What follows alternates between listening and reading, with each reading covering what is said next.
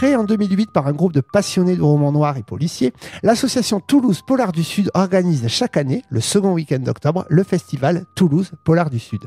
Et c'est dans le cadre de ce festival que la librairie Ombre Blanche recevait le 6 octobre 2023 l'auteur et traducteur israélien Dror Mishani, venu présenter son dernier roman, Un simple enquêteur, paru aux éditions Gallimard. Bonne écoute.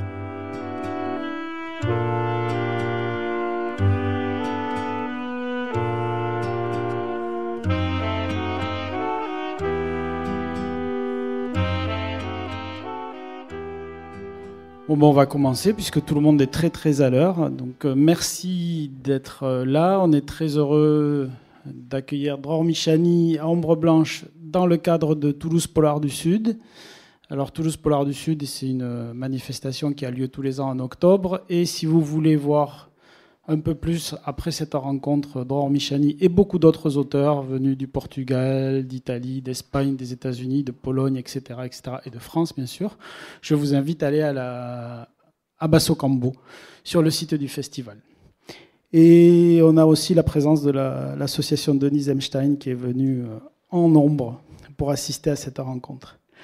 Donc on va parler de ce roman de Dror Mishani qui s'appelle Un simple enquêteur. C'est un roman, une enquête que l'on dirait classique dans le style policier qu'on appelle procédural, où on a un inspecteur, Avram, qui vient de se marier, qui a un nouveau supérieur, parce que sa chef précédente est décédée. Et pourquoi ça s'appelle Un simple enquêteur ? Parce qu'en début du roman, il se sent inutile. Il trouve qu'il ne résout que des choses sans grande importance, que même en général, il ne résout rien, parce que certes, il trouve un coupable, mais ça ne règle rien. Et il pense qu'il y a des gens qui font de grandes choses, qui sauvent le pays, et donc il se demande s'il ne faut pas qu'il démissionne pour faire un autre métier. Mais bon, à ce moment-là, il y a deux affaires qui vont l'occuper quand même, et deux petites affaires, c'est-à-dire qu'on retrouve... Il y a un touriste français qui a disparu d'un hôtel de seconde zone. Et puis, dans le même temps, il y a un bébé prématuré qui a été déposé à la porte d'un hôpital et c'est une de ses subordonnées qui va enquêter sur cette affaire. Donc vraiment du travail de simple enquêteur. Et deux enquêtes qui, bizarrement, vont se croiser d'une certaine façon. Alors déjà, quel est à part l'histoire, quels sont les points ? Qu'est-ce qui vous a donné envie d'écrire ce roman-là ? Bonjour, merci d'être venu. Je suis très heureux d'être là et je veux remercier la librairie et le festival, c'est vraiment émouvant, merci.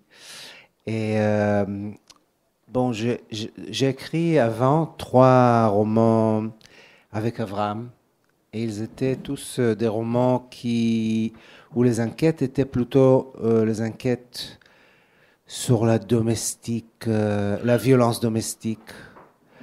C'était des drames ou de tragédies familiales et assez tristes, je crois. Et quand j'ai commencé ces romans-là, je me suis dit que il faut faire quelque chose d'autre. Je pouvais pas écrire le même roman, encore une fois. Je voulais pas écrire le même roman. Et je me suis donné le défi, je crois, de regarder pour la première fois dans mes romans à moi, regarder le lien entre la violence qui est dans notre maison, la violence qui est dans nos salons, dans nos chambres à coucher, et la violence qui est dehors, la violence qui est dans les roues, la violence politique, la violence dans le pays. Et c'était ça le point de départ du roman. Et comme presque parfois, il y avait un fait divers que j'ai lu dans le journal qui m'attire. C'était l'histoire de cette bébé qui a été posée au dehors d'un hôpital. Et je me suis posé la question, qui peut faire ça ? qui est de quelle, on dit en français, détresse. Oui, oui. Excusez-moi, j'ai pas beaucoup d'occasion de parler français en Israël. J'étais ici il y a 20 ans et j'ai étudié le français pendant 1 an à Paris, mais et je lis beaucoup en français, mais j'ai pas beaucoup d'occasion de parler, alors je veux faire de fautes. Alors excusez-moi. Et alors, je me suis posé la question, quelle détresse pouvait donner lieu à un acte pareil. Et bien sûr, c'est qui le parent et pourquoi ils ont fait ça. Et alors, c'était ça le point de départ. Il y avait aussi, je crois, un point de départ qui était un peu plus formel ou structurel. Je me suis dit, essaye d'écrire un roman qui aura 2 enquêtes. Pas normalement, tous mes romans c'était toujours une enquête policière au milieu du livre, au centre du livre, classique, comme vous l'avez dit. Et j'écris toujours de 2 points de vue. La première, c'est le point de vue d'Abraham, donc le point de vue de la police, de l'enquêteur, le point de vue de la loi. Et j'écris toujours mes romans avec un autre point de vue, qui est un point de vue différent. C'est parfois un point de vue de suspect, parfois c'est le meurtrier, et parfois c'est le victime. Et pour raconter la tragédie qui est toujours, pour moi, une histoire de criminel est toujours une tragédie. Donc, pour raconter cette tragédie, pas seulement de le point de vue de la loi et de la police, mais dans ces romans-là, je me suis dit, alors, essaye de raconter 2 enquêtes à la fois, comment ça va se passer. Et bon, ça m'a apporté à Paris, à la fin du roman. Paris réussi. L'enquêteur de ce roman, alors ça c'est un grand classique pour les amateurs de romans policiers. Alors ils ne sont pas tous comme ça, on en reparlera peut-être. Il y a un personnage récurrent qui est Abraham. Est-ce que vous pouvez nous parler un peu de ce personnage, comment il a été créé, pourquoi lui ?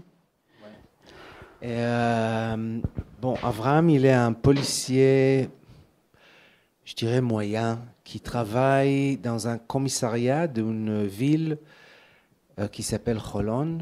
C'est pas une petite ville, c'est quoi ? C'est une grande ville, mais c'est elle est toujours une banlieue de Tel Aviv. Hein. C'est au banlieue sud de Tel Aviv, 10 km de Tel Aviv. Et moi, j'étais né, j'ai grandi là-bas. C'est une ville qui est vraiment définie par le fait qu'elle est périphérique. Si on est né à Holon, on rêve d'aller vivre un jour à Tel Aviv. Hein. Normalement, pas tous, mais peut-être. Et donc, Abraham, les enquêtes qu'il fait, ils sont périphériques aussi, je crois. Donc, il y a, dans la première page de roman que vous avez mentionné, il voit dans les journaux qu'il y a des enquêtes sur le Premier ministre. Vous savez peut-être que le Premier ministre en Israël il y a un procès contre lui. Il y avait un procès contre le président d'Israël avant. Il y avait un autre procès contre un autre premier ministre. C'est pas lui qui fait ça. Hein. Lui, il fait le petit drame personnel qui, pour moi, ne sont pas petits du tout. Ce sont vraiment, pour moi, le grand drame, le vrai grand drame, ouais. Et Mais c'est vrai que ce sont des enquêtes qui ne font pas le journal, hein, ou c'est pas la une. Alors c'est ça le travail d'Abraham. Dans ces livres-là, il rêve d'être plus grand que ça. Je crois que la conclusion est un peu différente. Mais, ah oui, ouais, sans vouloir la dévoiler. Exactement, mais il rêve d'être plus grand que ça, plus glorifié peut-être que ça. Mais ça ne marche pas vraiment. Je dirais un mot sur le nom Abraham, parce que c'est une question qui m'a été posée beaucoup de fois. Alors je dis immédiatement. Ça m'enlève une question, ça. Alors, non. Alors je dis non, pas. non, mais si, continue. Et alors, vous avez raison. Vous avez dit, mais c'est la partie de la réponse. Vous avez dit Meyer, c'est un policier de Ed McBain. Ed McBain, c'est un auteur américain qui a écrit dans les années, je crois, 60, 70, 80. De 55 le premier à 2005 le dernier. Voilà. Ouais. Et sur le Precinct 87, 87e district. Ouais. Et il écrit sur un commissariat, vraiment, il y a de différents personnages. Et Meyer est l'un des détectives dans ses romans. Mais c'est pas, ça c'était un hommage que j'ai pensé après. Donc je dis, je donne la réponse qui est un peu longue, mais... Pas de souci. D'accord, reste avec moi. Et donc quand j'ai pensé à Abraham, avant le premier roman, Une disparition inquiétante, c'était il y a plus de 10 ans maintenant, je voulais un nom qui soit mémorable, on dit Oui. Qu'on retienne. Oui, qu'on se souvient. Et, mais aussi, j'ai voulu un nom qui soit réaliste. Donc, ce que je fais, j'ai fouillé la liste des étudiants dans mon école, quand j'étais à l'école. Et j'ai trouvé Avi Avraham. Alors, j'ai dit, bon, ça c'est très bon, c'est un nom qui est vrai dans Holon, et ça peut être mémorable, Avraham. Et alors, c'était choisi. Et après que le roman a été publié, j'ai fait une rencontre à Tel Aviv. Et je t'ai posé cette question. Pourquoi Avraham, c'est double, parce que ça existe en Israël. Il y a des gens qui s'appellent Avraham, Yaakov, Shmuel, Isaac, mais quand même, pourquoi? Et j'ai donné cette réponse-là sur le réalisme et tout ça. Et il y avait quelqu'un dans le public qui m'a dit non, c'est pas la raison. Et je dis quoi? Et il n'a même pas connu Meyer. Il a dit, tu as choisi Avraham parce que dans la Bible, quand Avraham il va tuer Isaac, c'est la seule fois dans la Bible que cette double Avraham est écrit. C'est Avraham ne touche pas. Et c'est vrai, c'est complètement vrai que l'histoire d'Avraham et d'Isaac était dans ma tête quand j'ai écrit le livre, parce que c'est un livre, je ne vais pas ruiner le livre si vous ne l'avez pas lu, mais c'est une histoire sur la violence entre un père et un fils. Et alors, bien sûr, on ne peut pas écrire en hébreu une histoire de la violence dans la famille et ne pas penser à ces mythes-là.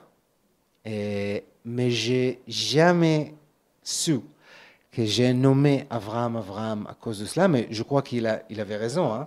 Je crois qu'il avait raison. Alors c'est ça la raison. inconsciente, on dit, peut-être. Et moi, j'étais persuadé, comme je sais que tu es un grand connaisseur de la littérature policière, que c'était un hommage à Meyer Meyer, qui est le policier juif du 87e district, qui a en plus la chance de ne vieillir que de 10 ou 12 ans en 50 ans, ce qui est quand même un avantage qu'on lui envie tous. Et donc, ce n'était pas ça. Tiens, on va pouvoir... J'ai oublié de vous dire une chose. Habituellement, on laisse les questions pour la fin des rencontres. Moi, je préfère, si vous avez des questions, vous vous signalez, vous posez une question tout de suite. Ça sera un peu plus vivant, et puis surtout ça évitera qu'à la fin, quand je dise est-ce que quelqu'un a une question, personne n'ose, parce que la première est toujours compliquée. Donc n'hésitez pas si vous avez des questions. Ce Avraham, donc il fait un travail commun, habituel, et il a une chose très intéressante, je trouve, et qui ressort beaucoup dans ce livre. Il y a un des romans qui s'appelle Les doutes d'Abraham. Je ne sais pas si c'est le même titre en version originale. C'est pas le même titre. Ah. C'est toujours pas le même titre parce que j'ai une éditrice qui est magnifique. Je l'aime beaucoup. Elle s'appelle Marie-Caroline Aubert. Elle est la grande éditrice de romans noirs français, je crois. Et elle a cette tendance d'échanger tous les titres. Alors, un simple enquêteur, c'est pas un simple enquêteur.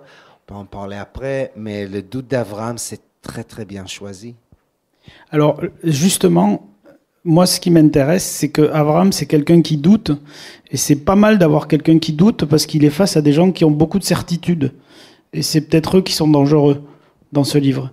Ouais. Oui. Vous avez dit que j'étais un connaisseur de romans policiers. C'est vrai, j'aime bien, je suis vraiment un amateur d'abord de romans policiers. J'enseigne l'histoire de romans policiers à l'université de Tel Aviv.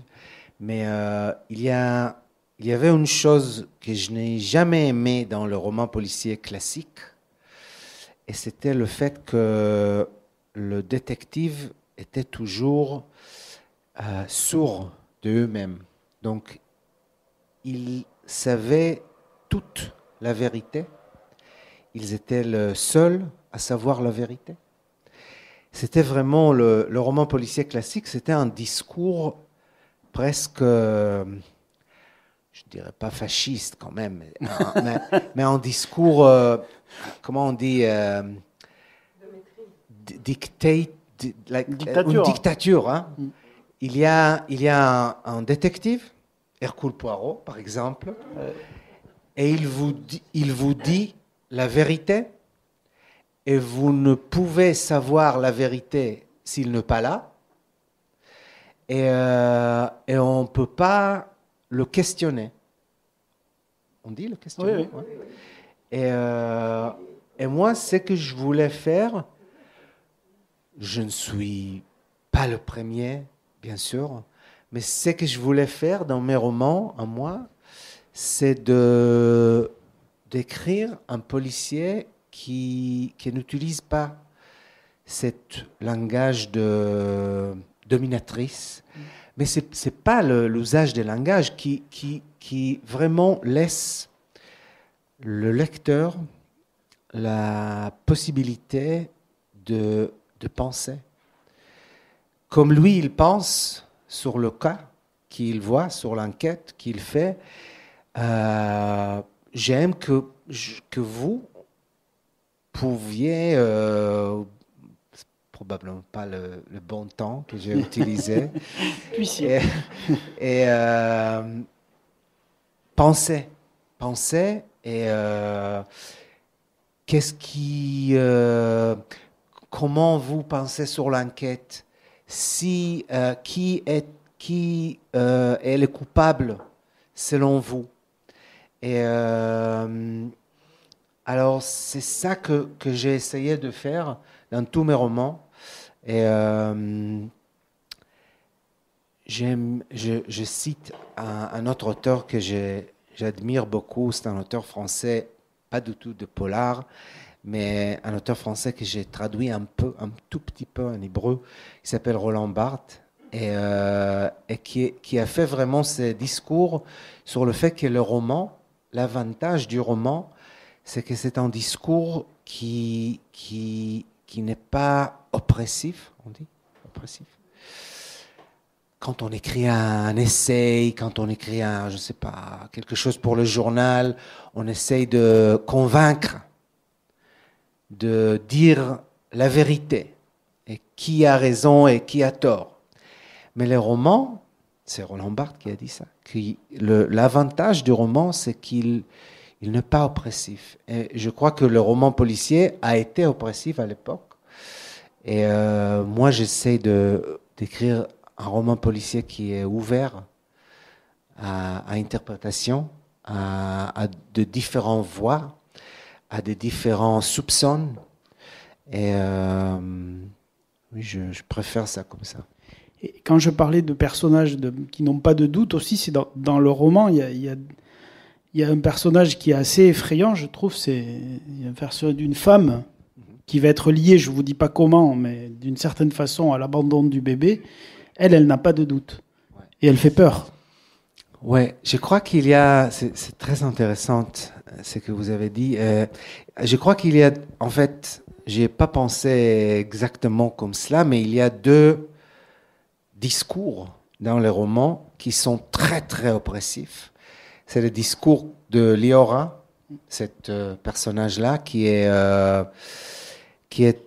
Je dois dire que c'est une femme que j'aime bien, malgré le fait qu'elle est très dure. Elle m'a donné beaucoup de mal quand je l'ai écrit, mais et c'est peut-être pas quelqu'un que je choisirais comme une amie. D'ailleurs, elle ne voulait, je crois qu'elle ne voudrait moi comme un ami aussi, mais elle utilise beaucoup le discours religieux, qui est parfois, c'est pas toujours, mais qui peut être parfois très...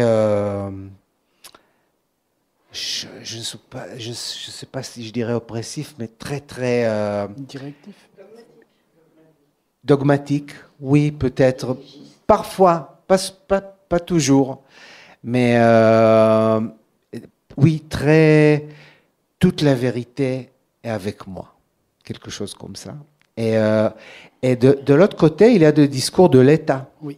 Et alors, il y a une agence qui n'est pas la police, qui est au milieu de l'histoire. Et c'est une agence que vous connaissez probablement, le Mossad. Et là, il y a un autre discours qui est vraiment un discours qui, dans un moment du roman, le Mossad, le représentant du Mossad, il vient et il dit à Abraham, tu cherches la vérité? Non. La vérité est là. C'est ça la vérité. Il y a une version de vérité et c'est nous qui donnons cette version de vérité. Il n'y a pas d'autre. Alors je crois qu'Abraham, il se trouve entre ces deux discours qui sont très très dominatrices, oui, et dominantes. Et il essaye de se trouver. Il se pose des questions, mais il est où à l'envers de deux. Et je crois que pour Abraham, la question toujours est, est-ce que je peux connaître toute la vérité? Est-ce vraiment possible? Et ou que je dois... comment on dit, que tout ce que je peux savoir, c'est une partie de la vérité qui est pas complète. Et bon. Et alors justement, ce Abraham, alors on l'a dit, c'est pas un héros au sens, c'est pas Hercule Poirot, il sait pas tout. C'est pas les détectives ou les privés américains qui se font tabasser 4 fois, 5 fois et qui à la fin... Il n'a jamais tiré dans mes livres. Mais sous ces dehors d'homme ordinaire, je trouve qu'il a une force à la toute fin que je ne vous révélerai pas, mais vous verrez, il tient à ses valeurs et finalement il a l'air de rien, mais il va pas lâcher. Oui, je crois que c'est peut-être là c'est qu'il a que de plus fort, Abraham, peut-être, il peut pas savoir toute la vérité, mais il veut savoir tout ce qu'il peut savoir. Et il ne lâche pas et il ne croit à personne. Il croit seulement ce qu'il voit et ce qu'il entend et ce qu'il pense lui-même. Il refuse d'accepter ce qui a été jeté sur lui comme vérité. Et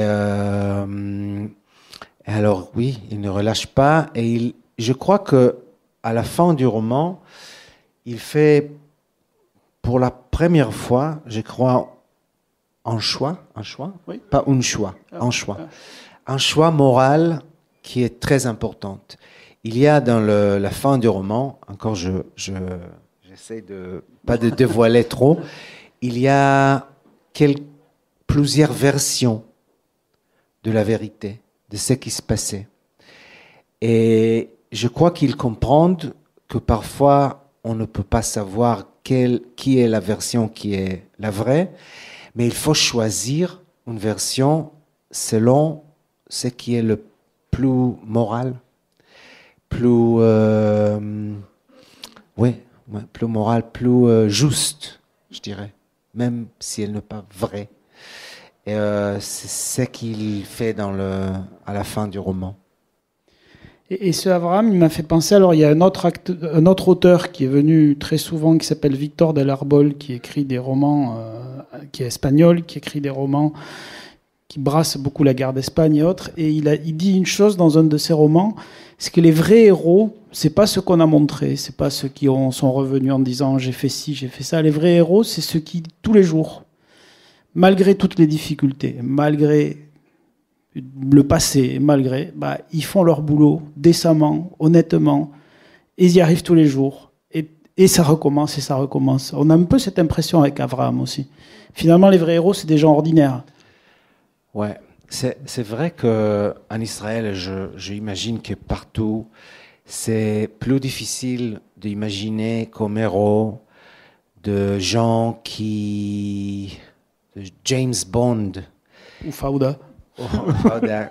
Alors en Israël spécifiquement, c'est plus facile pour nous d'imaginer notre héros qui combattent le mal qui vient du dehors.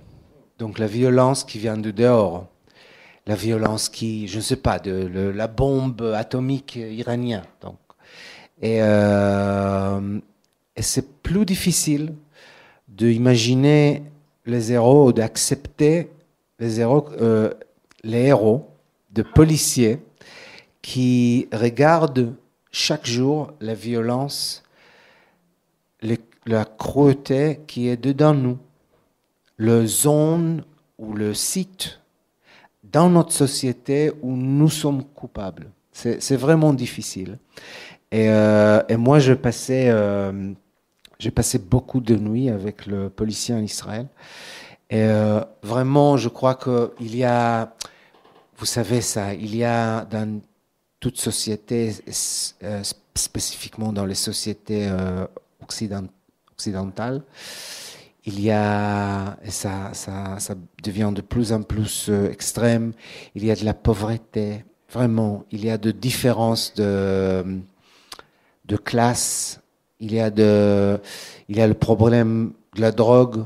Et nous voyons ça ici et là quand nous marchons dans les rues, non? Même à Toulouse. Mais on n'arrête pas, normalement. On continue. Et les policiers, eux, c'est ce qu'ils font. Ils arrêtent. Ils essayent de... Non, pas tous, et parfois je sais qu'il y a de policiers qui sont violents et qui font des choses horribles, mais parfois il y a des policiers qui ils sont la seule personne qui essaye d'aider. Et alors c'est vraiment, je suis tout à fait d'accord avec cette définition de Victor del Arbol. Et aussi, j'ajouterais qu'ils sont vraiment le témoin de des plus tristes et tragiques moments de notre vie. Donc, si quelque chose qui est terrible nous est arrivé, nous étions attaqués, quelqu'un qui est proche et de nous a été, je ne sais pas, meurtrier. C'est vraiment horrible. Ils sont là comme témoins, comme peut-être presque comme c'est pas vraiment. La comparaison est peut-être un peu exagérée, mais quant à Abraham, je pense à lui un peu comme un rabbin policier. Parce que vous savez, le rabbin, comme peut-être le prêtre, les gens qui nous aident à accepter, à comprendre la mort. Et c'est ça le détective un peu. Un homme ou une femme qui nous aide à comprendre et parfois accepter la violence et la mort. Et bon, alors, je suis d'accord. Excusez-moi, j'étais longue. Non, mais c'est très bien. Et donc, on a ce personnage de Abraham. Donc, t'as failli laisser tomber? Moi, je lui fais tomber, non? Non, l'abandonner. Il y en avait assez d'avoir Abraham Parce que justement, qu'est-ce que ça change entre 1, 2, 3, qui est un roman qu'on appelle tout seul, et le fait d'avoir un personnage qu'on va suivre Parce qu'il faut savoir quand même alors si vous êtes là, c'est que vous êtes quand même lecteur de polar, mais dans beaucoup de polars, il y a 2 suspens. Il y a 2 histoires auxquelles on s'intéresse, celle du livre qui est centrale, et qu'est-ce qu'il arrive au héros, parce qu'on le suit d'un roman à l'autre, et est-ce qu'il va tomber amoureux, est-ce qu'il va... Alors dans les romans, il y en a comme Robichaud, chaque fois qu'il tombe amoureux, il y a quelqu'un qui trucide sa femme, donc est-ce qu'il va en trouver une autre? Après, il y en a d'autres, Richardi, lui, il est amoureux d'une femme, il n'ose jamais, est-ce qu'il va enfin... Et donc on suit la vie, finalement ça devient quelqu'un de la famille, dont on veut des nouvelles. Donc c'est quoi le changement? Pour un écrivain, qu'est-ce qui change entre être obligé d'écrire sur quelqu'un dont on sait que les lecteurs attendent des nouvelles ou... Alors, je te raconte une histoire. Après mon 3e roman, le 3e enquête d'Abraham, j'écris 3, et c'est Les doutes d'Abraham en français. En fait, j'ai commencé en simple enquêteur. Et j'ai trouvé cette histoire de bébé, et j'ai commencé, mais comme Abraham, j'étais un peu là. Et j'ai pas trouvé l'histoire. J'ai pas trouvé l'histoire du touriste français. Et alors je mis l'histoire de bébé et Abraham à côté. Et j'ai commencé un roman qui s'appelle 1, 2, 3. Et c'est un roman sur 3 femmes. Donc 3 parties, et chaque partie c'est une autre femme, mais il rencontre toutes le même homme. Et j'ai commencé à écrire, j'ai écrit la première partie, et ça a été ça a été écrit très très vite. Je finis tac.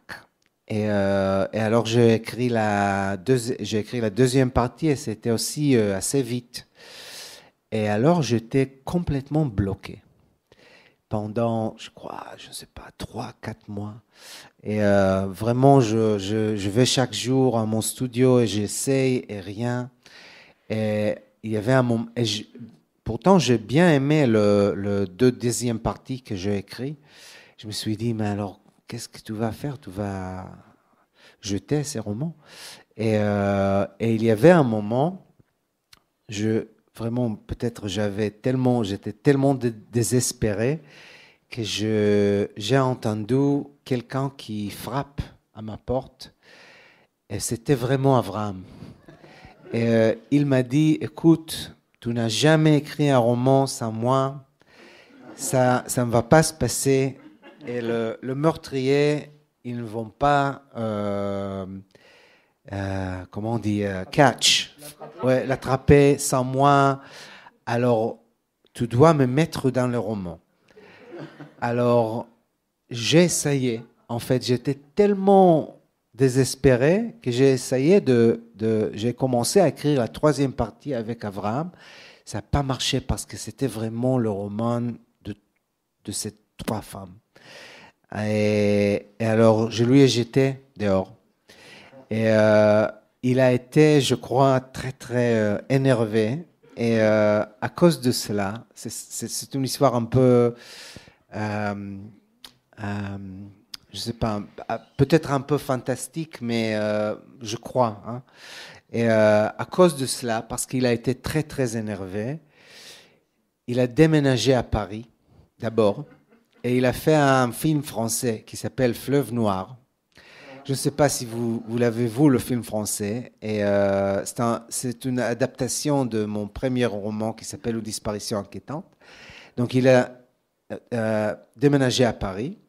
Et après, il a déménagé à Brooklyn. Parce qu'il y a aussi une série américaine qui est adaptée de mes romans d'Avraham. Et où Avraham, dans le film français, il ne s'appelle pas Avraham. Il s'appelle François Visconti. Et il travaille à Paris. Mais dans la série américaine, il s'appelle Avraham et il travaille pour le NYPD. Alors moi, j'avais peur en fait, ce qu'il m'a dit, c'est « je n'ai pas besoin de toi. Maintenant, je peux faire la série, je peux parler anglais, français, je n'ai pas besoin de toi. » Sauf si tu vas m'écrire encore. Alors, je t'ai mis très, très vite à écrire Ensemble enquêteur avant qu'il échappe vraiment, complètement.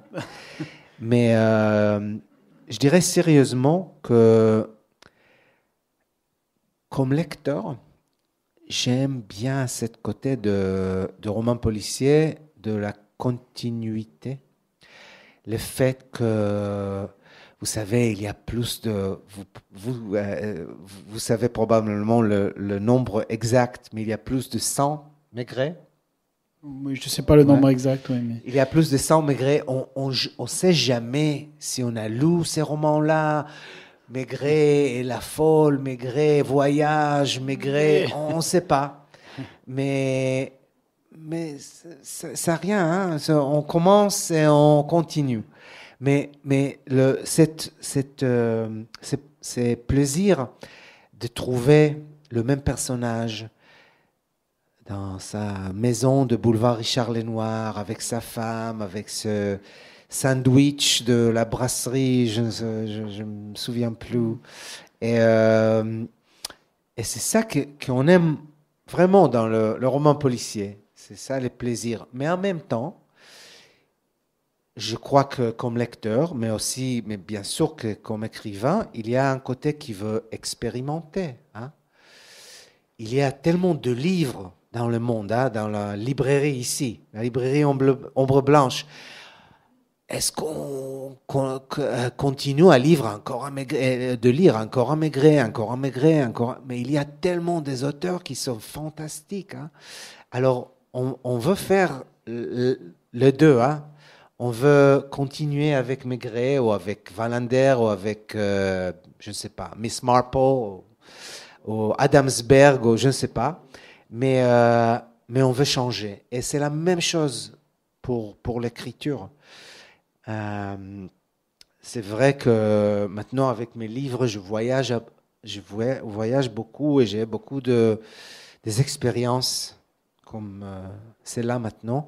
Mais en même temps, pour un écrivain, je crois qu'une expérience nouvelle, c'est une écriture nouvelle.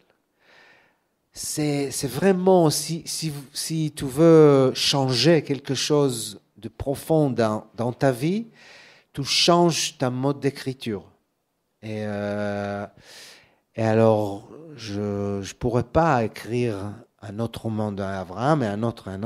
Maintenant, par exemple, j'écris un roman en stand-alone, sans Avraham. J'espère qu'il est patient. J'espère qu'il va m'attendre. C'est vrai, parce que c'est vrai que des personnages, ils peuvent vraiment s'échapper. Maintenant, j'ai Avram. Je sais comment l'écrire. Je ne sais pas si je ne l'écris pas pendant 5 ans, 6 ans, peut-être je reviens et il n'est pas là. Mais j'espère qu'il va m'attendre et qu'on se retrouve dans quelques mois. Je crois que c'est une belle conclusion. Donc je vous remercie tous d'être venus. Merci, je vais merci vous beaucoup. laisser Merci à vous. merci. Vous faire signer des livres et donc vous avez Dror Michani à disposition et puis donc il est samedi et dimanche aussi à Basso Cambo à la Renaissance avec d'autres auteurs. Merci. La rencontre que vous venez d'écouter avec l'auteur Dror Michani était organisée en conjointement avec le festival Toulouse Polar du Sud et l'association culturelle Denise Epstein. C'était à la librairie Ombre Blanche le 6 octobre 2023. Réalisation et mise en onde Radio en collaboration avec Radio Plus et Radio Terre.